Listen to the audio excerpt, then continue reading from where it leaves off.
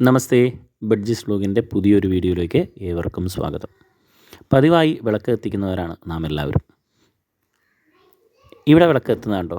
ഈ വിളക്കിൽ ഞാൻ എണ്ണ മാത്രമല്ല, വെള്ളം ഉപയോഗിച്ചിട്ടാണ് ഈ വിളക്ക് കത്തിക്കുന്നത്. അത്ഭുതം തോന്നിയോ? നമുക്ക് നോക്കാം. അപ്പോൾ ഞാൻ പറഞ്ഞു, വെള്ളവും ഉപയോഗിച്ചുകൊണ്ട് എങ്ങനെ വിളക്ക് കത്തിക്കാം. അപ്പോൾ എൻ്റെ ഒരു പരീക്ഷണമാണിത്. പരീക്ഷണം എന്ന് പറഞ്ഞാൽ ഞാൻ മറ്റൊരു വീഡിയോ കണ്ടിരുന്നു. ആ വീഡിയോയിൽ നിന്നും പ്രചോദനം ഉൾക്കൊണ്ടുകൊണ്ട് വീട്ടിൽ ചെയ്ത് നോക്കുകയാണ്. അപ്പോൾ ആദ്യം ചിരാതിൽ വെള്ളം ഒഴിക്കുന്നു. അതിനുശേഷം 1-2 ഡ്രോപ്സ് ഇത് മതിയാവും നമുക്ക് വിളക്ക് കത്തിക്കാനായിട്ട്. ആ വെള്ളത്തിൻ്റെ മുകളിൽ എണ്ണ ഒഴിക്കുമ്പോൾ എണ്ണ ഇങ്ങനെ പൊങ്ങിക്കിടക്കും. എന്നിട്ട് എണ്ണയിൽ മുക്കിയ തിരി വേണം ഇടാനായിട്ട്.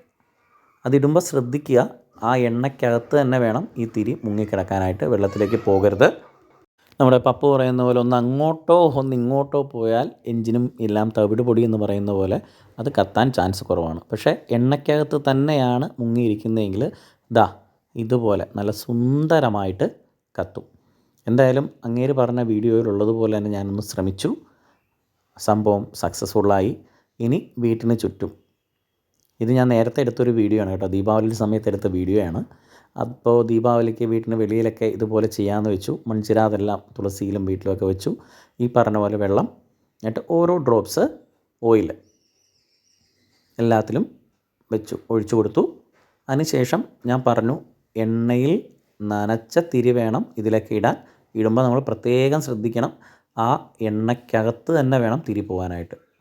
വെള്ളത്തിലേക്ക് പോകരുത്. വെള്ളത്തിൽ പോയാൽ കത്തില്ല. ആ കുമിള കിടക്കുന്ന എണ്ണയ്ക്കകത്തോട്ട് തന്നെ വേണം തിരി കത്തിക്കാനായിട്ട്.